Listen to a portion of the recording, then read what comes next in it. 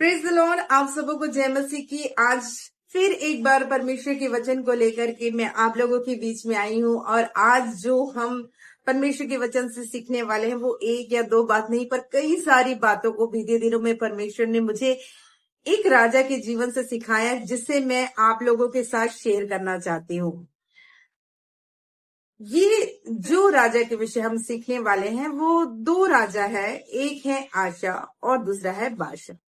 आशा जो है वो एक धर्मी राजा है और वो यहूदा का राजा है, जबकि बाशा जो है और वो एक अधर्मी राजा है और वो इज़राइल का राजा है। तो हम जानते हैं कि इज़राइल जो है वो दो डिविजन्स में बांट दिया गया था और जो 10 गोत्र थे, 12 गोत्रों में 10 गोत्र जो थे वो इज़राइल कहलाया जाता था और जो 2 गोत्र थे उन्हें यहूदा कहते थे। तो हमेशा इज़राइल का राजा अलग और यहूदा का राजा अलग हुआ करता था। जिस समय आशा यहूदा का राजा था, उसी दौरान बाशा जो था वो इज़राइल का राजा था। अब इस कहानी में ऐसा होता है कि आशा जो है वो एक धर्मी राजा है और बाशा जो है वो एक अधर्मी या फिर दुष्ट राजा है। आज हम देखते हैं कि संसार में लोगों को वर्गों में बांटा, अपने नजरियों से लोगों को वर्गों में बांटते हैं, जैसे अलग धर्मों में बांटते हैं, फिर पुरुष और स्त्री में, गरीब या अमीर के वर्गों में बांटते हैं। पर हम देखते हैं कि जब परमेश्वर स्वर्ग में से मनुष्य को देखता है तो परमेश्वर भी मनुष्य को दो वर्ग में जरूर बांटता है, पर वो वर्ग जो है वो धर्मी और अधर्मी का है। आप देखेंगे कि बाइबल में बहुत सी जगह में, आप नीति वचन पढ़ लीजिए, आप भजन संहिता पढ़ लीजिए, आप देखेंगे कि परमेश्वर धर्मियों के लिए एक लिस्ट और अधर्मियों का एक लिस्ट बनाता है और हमेशा परमेश्वर बताता है कि धर्मी कैसा होता है और धर्मी का जीवन इस संसार में कैसा होता है और धर्मी जो करता है उसका प्रतिफल कैसा होता है। वही परमेश्वर बताते हैं कि एक दुष्ट व्यक्ति कैसा होता है, उसका चाल चलन कैसा होता है और वो दुष्ट व्यक्ति इस संसार में रहते हुए कैसे कैसे कामों को करता है और उसके जीवन का प्रतिफल क्या होता है। परमेश्वर भी मनुष्य जाति को जब देखता है तो उसे दो वर्गों में बांटता है और वो वर्ग धर्मी और अधर्मी का है। हम भजन संहिता चैप्टर 1 पढ़ते हैं और हम देखते हैं कि किस प्रकार से परमेश्वर धर्मियों के विषय में क्या कहता है और अधर्मियों के विषय में क्या कहता है। परमेश्वर कहता है कि धर्मी जो है वो एक पेड़ के समान है, एक पेड़ के समान है जो लगाए गए हैं, जो प्लांटेड है। आपको और मुझे समझना है कि एक धर्मी का जीवन है वो एक सोचा समझा, डिसाइडेड, वेल प्लान्ड जीवन है। वो यूं ही नहीं आ गया। आप जहां हैं, जो है, आप परमेश्वर की योजना में प्लान्ड है। परमेश्वर ने आपको प्लांटेड किया है, परमेश्वर ने आपको वहां पर रखा है, परमेश्वर ने आपको वहां पर नियुक्त किया है। और फिर हम देखते हैं कि परमेश्वर का वचन कहता है कि एक धर्मी एक पेड़ के समान, वृक्ष के समान होता है जिसकी जड़ें बहती हुई नालियों के पास जाती है और वो फल लाती है। हमारा जो एक धर्मी व्यक्ति का जीवन है वो रूटेड और फ्रूट लाने वाला जीवन है। उसी के नीचे में जब हम पढ़ते हैं तो परमेश्वर का वचन कहता है पर अधर्मी ऐसे नहीं होते, वो भूसी के समान होते। परमेश्वर का वचन कहता है धर्मियों का जीवन वृक्ष के समान होता है, वहीं अधर्मी का जीवन भूसे के समान होता है। कहानी में वापस आते हैं और हम देखते हैं कि आशा जो है वो एक धर्मी राजा है और बाशा जो है वो एक अधर्मी राजा है। अब मैं आपको आशा की कहानी और बाशा की कहानी नहीं बताने वाली हूँ। जो परमेश्वर ने मुझे रिवील किया उन बातों को मैं आपसे शेयर करूंगी। और मैं देख रही थी कि परमेश्वर ने आशा के जीवन से मुझे इतना कुछ सिखाया, आशा के बारे में इतना कुछ बताया, वचन में इतना कुछ आशा के बारे में मेंशन है, पर बाशा के विषय में कुछ भी नहीं है, कुछ भी ज्यादा नहीं है।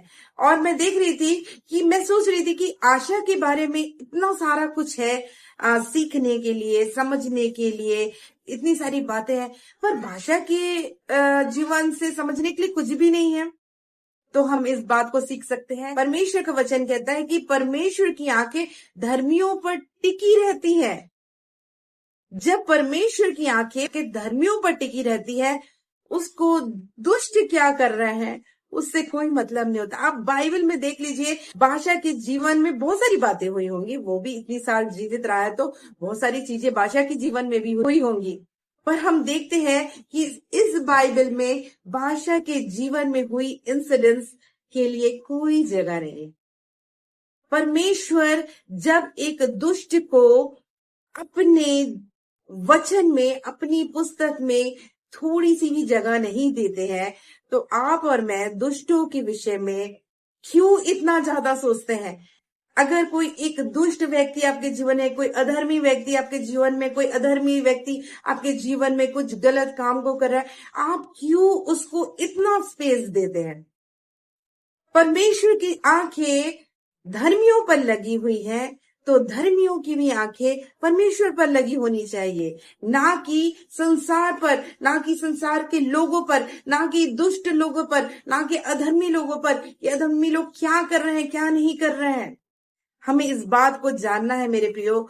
आपके परमेश्वर की आंखें आप पर लगी है, आपकी आंखें उस पर लगी रह नहीं पाए। अपने जीवन के भी पन्नों में ज्यादा अधर्मियों को स्थान ना दे, ज्यादा अधर्मियों की बातों को स्थान ना दे, ज्यादा संसार की लोगों की बातों को स्थान ना दे, लोगों की बातों पर ज्यादा ध्यान ना दे, संसार की लोगों की बातों पर ध्यान ना दे। परमेश्वर ने उनको जगह नहीं दिया है, आप भी उन्हें जगह ना दें। Praise the Lord. दूसरी बात जो हम देखते हैं आशा के जीवन में, जो हम पा सकते हैं, दूसरा इतिहास उसका 14 अध्याय और वचन 2, और मैं आपके लिए पढ़ दूंगी। वहां लिखा है, आशा ने वही किया जो उसके परमेश्वर यहोवा की दृष्टि में अच्छा और ठीक था। दूसरी बात जो हम आशा के जीवन से सीख सकते हैं कि आशा ने वही चीजों को किया जो परमेश्वर की दृष्टि में अच्छा और ठीक है। आशा ने ऐसा क्या किया जिसे देख करके परमेश्वर ने कहा कि आशा ने जो किया है वो परमेश्वर की नजर में, परमेश्वर की दृष्टि में ठीक और अच्छा है। और जब हम आशा की स्टोरी को पढ़ते हैं तो हम देख सकते हैं कि आशा ने जितने भी मूर्ति पूजा यहूदा में होती थी, जितनी भी मूर्ति पूजा उसके राज्य में होती थी, उन सारी मूर्ति पूजाओं को उसने बंद करा दिया। वो सारी मूर्तियों को उसने तोड़ दिया, सारे ऊंचे ऊंचे गढ़ों को उसने ढा दिया, अशेर पोल्स को उसने तोड़ दिया, और वो ये सारी चीजों को उसने किया। और हम देखते हैं कि इन बातों को जब परमेश्वर ने देखा तो परमेश्वर का वचन कहता है, आशा ने वही किया जो परमेश्वर की नजर में, परमेश्वर की दृष्टि में थी। हम देखते हैं आशा का जो पिता था वो अबीजा था, और अबीजा जो था वो भी इज़राइल का राजा था, वो भी यहूदा का राजा था, पर उसने किसी मूर्ति पूजा को बंद नहीं कराया, किसी हाई प्लेसेस को, किसी ऊंचे गढ़ों को तोड़ा नहीं, उसने ये सारी प्रैक्टिस को बंद नहीं कराया। एज अ किंग उसने भी रूल किया, पर उसने इन बातों को बंद नहीं कराया। उसने लोगों को परमेश्वर के वचन को नहीं चिताया, उसने सही एक्शंस नहीं। हम डीपली पढ़ते हैं तो हम देखते हैं कि आशा राजा की जो दादी थी, यानी अबीजा की जो माँ थी, वो एक मूर्ति पूजक, और हम देखते हैं कि आशा को एक डिसीजन लेना पड़ा कि मैं मेरे पिता के फुटप्रिंट पर नहीं चलूंगा, मैं मेरे परिवार के फुटप्रिंट पर नहीं चलूंगा, मैं मेरी दादी के फुटप्रिंट पर नहीं चलूंगा। और उसे अपने फैमिली के खिलाफ, अपनी दादी के खिलाफ, अपने पिता के खिलाफ जा करके इस डिसीजन को लेना था कि मुझे वही करना है जो परमेश्वर की दृष्टि में ठीक और सही है। देखिए, आप और मैं एक परिवार में पैदा होते हैं, हम उस परिवार में बड़े होते हैं। बहुत सी चीजों को हम बचपन में, जब हम सेंस में ही नहीं होते हैं, हम बहुत सारी चीजों को अपने माता पिता से सीख लेते हैं, ग्रहण कर लेते हैं, और उन्हीं चीजों को हम जब बड़े होते हैं तो हम दोहराते हैं।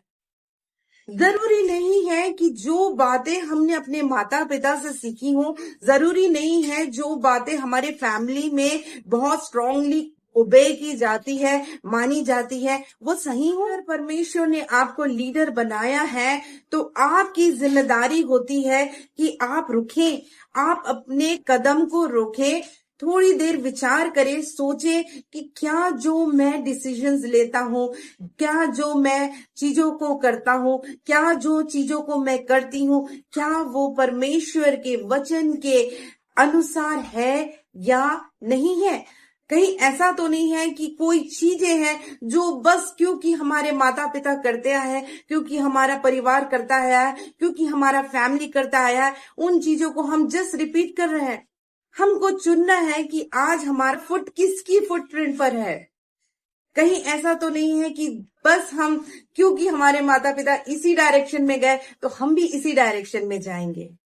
नहीं, परमेश्वर का वचन हमें सिखाता है कि आशा राजा ने डिसीजन लिया कि जो उसका पिता करेगा वो चीज नहीं करेगा, जो उसकी दादी कर रही है वो चीज को नहीं करेगा, उस चीज को वो करेगा जो परमेश्वर का वचन। आशा ने उन बातों को ग्रहण किया और जो परमेश्वर की दृष्टि में सही था उस चीज को उसने डिसाइड किया और किया। कई बार हमारे जीवन में बहुत छोटी छोटी सी बातें होती, बहुत छोटी सी न्यूएंसेस होते, बहुत ज्यादा बड़ी बातें नहीं होती। हमको डिसाइड करना है, देखना है कि कहीं हम कोई गलत पैटर्न तो नहीं फॉलो। बात जो हम आशा राजा के जीवन से सीखते हैं वो ये है कि आशा राजा ने ना ही केवल खुद ओबे किया परमेश्वर की वचन को, ना ही खुद परमेश्वर के वचन पर चला, पर उसने अपनी प्रजा से भी इस बात को कहा, अपनी प्रजा को भी सिखाया कि किस प्रकार से परमेश्वर के वचन को ओबे करना है, फॉलो करना है। 14 अध्याय उसका 5वां वचन में इस बात को हम पढ़ सकते हैं। हम देखते हैं कि उसने ना ही केवल परमेश्वर की आज्ञा को माना, पर उसने यहूदा के अपने राज्य के सब लोगों को कहा कि तुम भी अपने पूर्वजों के परमेश्वर यहोवा की खोज करो और उसकी सारी आज्ञाओं को मानो। हम देखते हैं कि जब एक राजा अपने जीवन को, अपने मन को फिराता है, वो अपनी प्रजा को भी परमेश्वर के पास लेकर के आता। यहाँ जो वर्ड यूज हुआ है उस वर्ड पर अगर हम ध्यान देते हैं तो वर्ड कहता है आज्ञा दी, रिक्वेस्ट नहीं की, उनको एनकरेज नहीं किया कि ऐसा करो, पर हम देखते हैं एज अ किंग उसने आज्ञा दी, कमांड दिया कि आपको ऐसा करना ही है। आप और मैं, जो परमेश्वर ने हमको एक छोटी सी प्रजा, जो हमारी फैमिली है, हमें एक छोटी सी प्रजा दी है और उस प्रजा के राजा परमेश्वर ने अपने भय मानने वाले घर के मुखिया जो होते हैं, घर के हेड जो होते हैं, उनको परमेश्वर ने एक राजा का स्थान दिया है।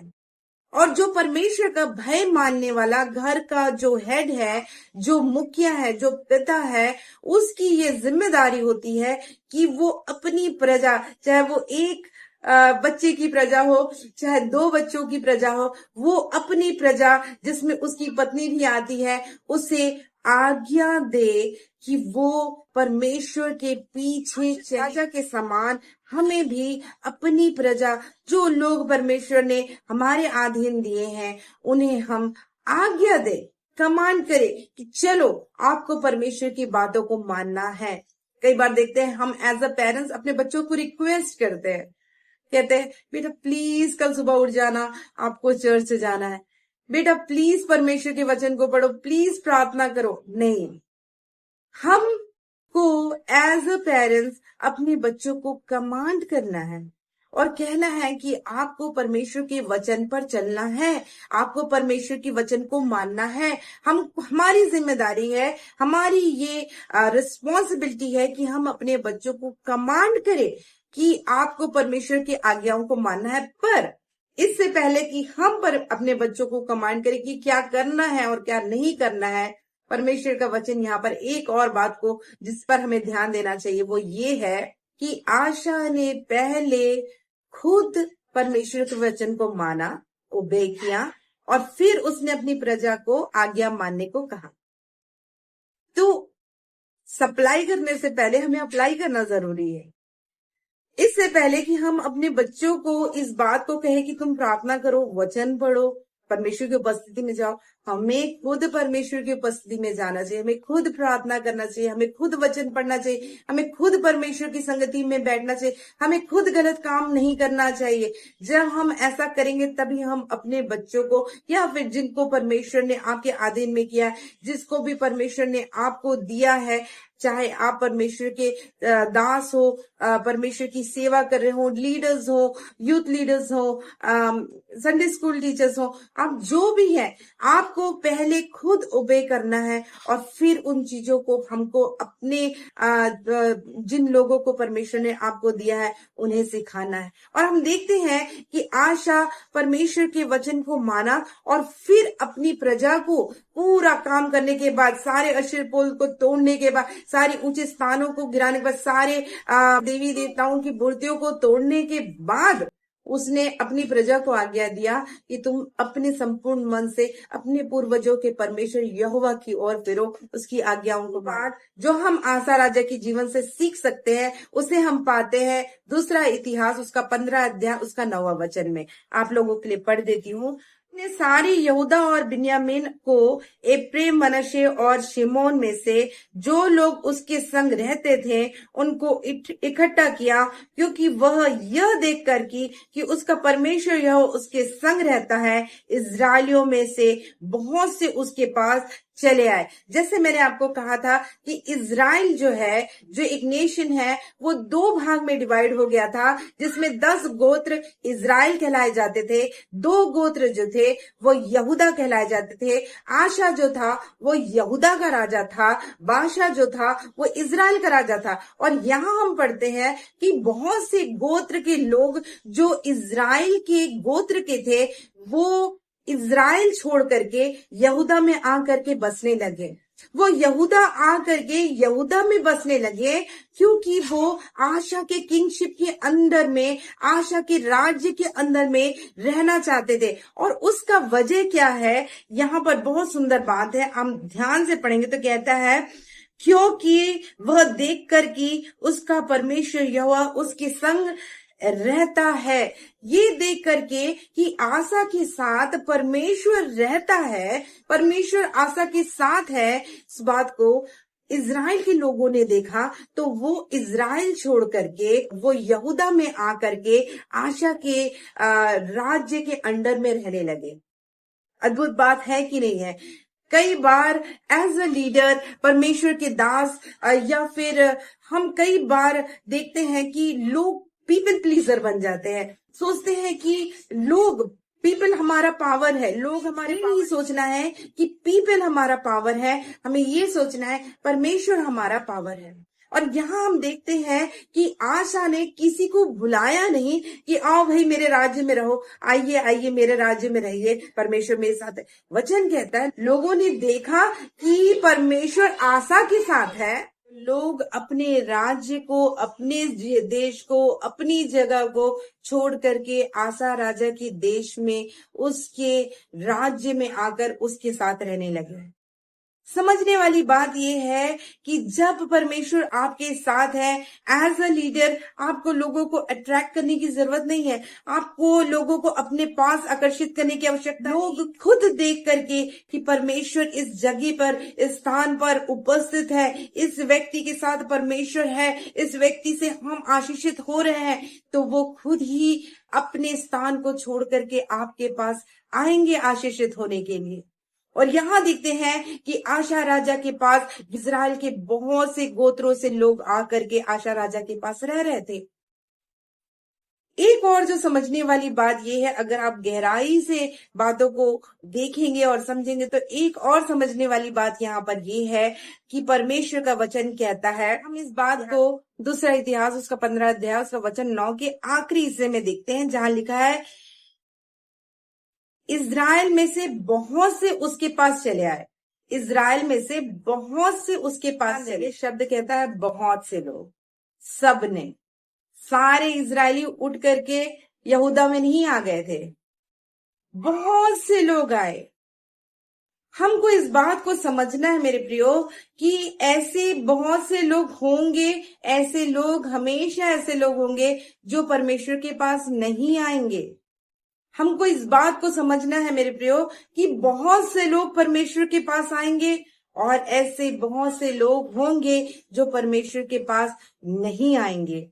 आप कुछ भी कर लीजिए, आप एड़ी चोटी का जोर लगा लीजिए, आप उनके लिए प्रार्थना कर लीजिए, उपवास कर लीजिए, आप कुछ भी कर लीजिए, मैं आपको निराश नहीं करना चाहती, पर परमेश्वर का वचन कहता है प्रभु यीशु मसीह बहुतों के छुटकारे का कारण बना, बहुतों के उद्धार का कारण बना, सबके उद्धार का कारण नहीं बना। इसलिए क्योंकि बहुतों ने उस पर विश्वास किया, और जितनों ने उस पर विश्वास किया परमेश्वर ने उन्हें पुत्र और पुत्रियां होने का अधिकार। समझने वाली बात यह है कि जैसे आसा राजा के पास ये देखकर कि परमेश्वर उसके साथ है बहुत से लोग आए, सब नहीं आए, वैसे ही परमेश्वर के राज्य में भी बहुत से लोग आएंगे, सब नहीं आएंगे। एक बार प्रभु यीशु मसीह ने इस बात को कहा कि मेरी भेड़ें मेरी आवाज सुनती हैं। अगर वो व्यक्ति यीशु मसीह का भेड़ है तो वो यीशु मसीह के पास आएगा, वो परमेश्वर के राज्य में आएगा। पर अगर वो यीशु मसीह का भेड़ नहीं है, अगर वो बकरी है, तो आप कुछ भी कर लीजिए, वो परमेश्वर के पास कभी भी नहीं आ सकता है। और इस बात से हम उदास ना हो, पर एनकरेज हो कि परमेश्वर जो सब बातों को जानने वाला परमेश्वर है, वो जानता है कि उसके लोग कौन है, और उसने किसे उनकी माता के गर्भ से और इस पृथ्वी की नींव डलने से पहले से परमेश्वर ने उन्हें चुन करके अलग कर लिया। और हम उन धन्य लोगों में से हैं जो परमेश्वर के को देख करके परमेश्वर के पास खींचे चले आते हैं। दूसरा इतिहास का 14 अध्याय का 7वां वचन को अगर हम पढ़ते हैं तो वहां हम देखते हैं आसा राजा इस बात को कहता है क्योंकि हमने परमेश्वर की खोज की, परमेश्वर ने हमें चारों ओर विश्राम को दिया है। इंग्लिश बाइबल कहता है परमेश्वर ने हमें पीस दिया है। हम देखते हैं कि जब आप और मैं परमेश्वर के साथ चलते हैं और उन्हीं बातों को करते हैं जो वचन के अनुसार है और जो परमेश्वर को भाती है, तब परमेश्वर ने हमारे जीवन में एक शांति को देता है, एक पीस को देता है। और जिस अगर आप वचन 9 को पढ़ेंगे तो हम देखते हैं कि एक बड़ी सेना जो है, हम जब 9वां वचन पढ़ते हैं वहां पर लिखा है उनके विरुद्ध 10 लाख पुरुषों की सेना और 300 रथ लिए हुए जेरह नामक एक कुशी निकला और मारेशा तक आ गया। अब यहाँ पर हम देखते हैं कि बस 2 वचन पहले लिखा है कि वहां पर पूरी शांति है, यहूदा में अभी पूरी शांति विश्राम चल रहा है। और 2 वचन बाद हम देखते हैं कि 10 लाख की सेना लेकर के एक राजा आ रहा है इस यहूदा के राजा के खिलाफ लड़ने के लिए। सीखने वाली बात यहाँ पर यह है कि जब हम परमेश्वर के साथ होते हैं तो हमारा जीवन विश्राम का भी और हमारा जीवन युद्ध का भी, बैटल का भी जीवन है। कभी भी इस बात से डाउट ना करें, जब बैटल आपके जीवन में आती है, जब परेशानी आपके जीवन में आती है, इस बात को डाउट ना करें कि क्या मैं परमेश्वर के साथ हूँ, क्या मैं सच में परमेश्वर के वचन के अनुसार चल रहा हूँ, क्या सच परमेश्वर मेरे साथ है कि नहीं है, फिर ये बैटल क्यों है मेरे जीवन में, ये परेशानी क्यों है मेरे जीवन में, मैं इन संकटों को क्यों फेस करते हैं। कि परमेश्वर का वचन कहता है कि आशा एक धर्मी राजा है और उसके समय में परमेश्वर ने उसे विश्राम दिया, चारों ओर से विश्राम दिया। और कुछ वचन बाद एक युद्ध भी जिसमें 10 लाख लोग आकर के उस राजा के विरुद्ध लड़ने के लिए, उस राज्य के विरुद्ध लड़ने के लिए आ गए। तो हम इस बात को डाउट ना करें कि अगर हमारे साथ परमेश्वर है तो फिर युद्ध क्यों है, हमारे साथ परमेश्वर तो फिर ये टेंशन क्यों है, हमारे साथ परमेश्वर है तो ये समस्या क्यों है, ये परेशानी क्यों है। जब आप परमेश्वर के साथ है और परमेश्वर के आपके साथ है तब युद्ध में भी शांति है। हमें इस बात को जानना है कि परमेश्वर का वचन यूहन्ना 14 अध्याय का 27 वचन में प्रभु यीशु मसीह अपने चेलों से इस बात को कहते हैं, मैं तुम्हें शांति दिए जाता हूँ, अपनी शांति मैं तुम्हें दिए जाता हूँ। यीशु मसीह जब इस संसार से जा रहे थे, उन्होंने अपने चेलों को इस बात को कहा कि मैं अपनी शांति तुम्हें दे रहा हूँ। और जो यीशु मसीह की शांति है ना, उसकी खासियत यही है कि वो सिचुएशन के हिसाब से, परिस्थितियों के हिसाब से कम ज्यादा नहीं होती, परिस्थितियों के हिसाब से वो बदलती नहीं है। हम देखते हैं कि प्रभु यीशु मसीह की जो शांति है वो संकट के समय में भी वैसी ही होती है, वो दुख के समय में भी वैसी ही होती है, परेशानी में भी वैसी ही रहती है, और तकलीफ में भी वो वैसी रहती है, युद्ध में भी वो वैसे ही रहती है। जब प्रभु यीशु मसीह की शांति आपके अंदर होती है, आप बस आ, आप बस स्टॉर्म के बीच में, आंधी तूफान के बीच में सो सकते हैं। जब प्रभु यीशु मसीह की शांति आपके अंदर होती है, आप भूखे पेट पतरस के समान सो सकते हैं। आप जब प्रभु यीशु मसीह की शांति आपके अंदर होती है, आप जेल में, बंदी गृह में बिल्कुल जंजीरों से जकड़े हुए होकर भी आप शांति के साथ सो सकते हैं, आप आराम के साथ सो सकते हैं। अगर प्रभु यीशु मसीह की शांति आपके जीवन में होती है तो आप सिंह के भी गुफे में, शेर के भी गुफे में शांति और आराम से सो सकते हैं।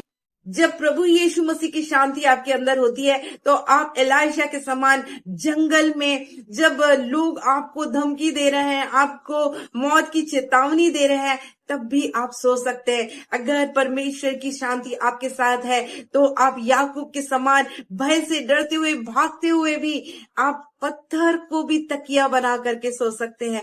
जब प्रभु यीशु मसीह की शांति आपके साथ है तो आप युद्ध में भी आप विश्राम करते हैं, आप युद्ध में भी आप निराश नहीं होते हैं, आपका मन व्याकुल और विचलित नहीं होता है।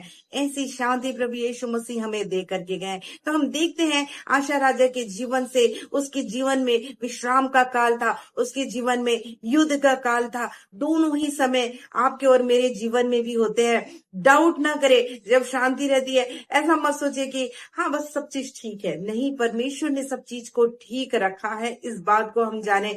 जब युद्ध आता है तो ऐसा मत सोचिए परमेश्वर ने मेरा साथ छोड़ दिया है, जरूर कहीं कुछ गलती हो गई, जरूर कुछ हो गया है गड़बड़, जरूर परमेश्वर मुझे भूल गया है। नहीं, जब युद्ध है तब भी परमेश्वर आपके साथ है। वो ही समय है जब परमेश्वर बड़े ध्यान से आपके विचारों को, आपके हृदय को, आपके मुंह से निकलने वाली बातों को सुन रहा है। वो देखना चाहता है क्या आप उसे कहेंगे गॉड हेल्प मी।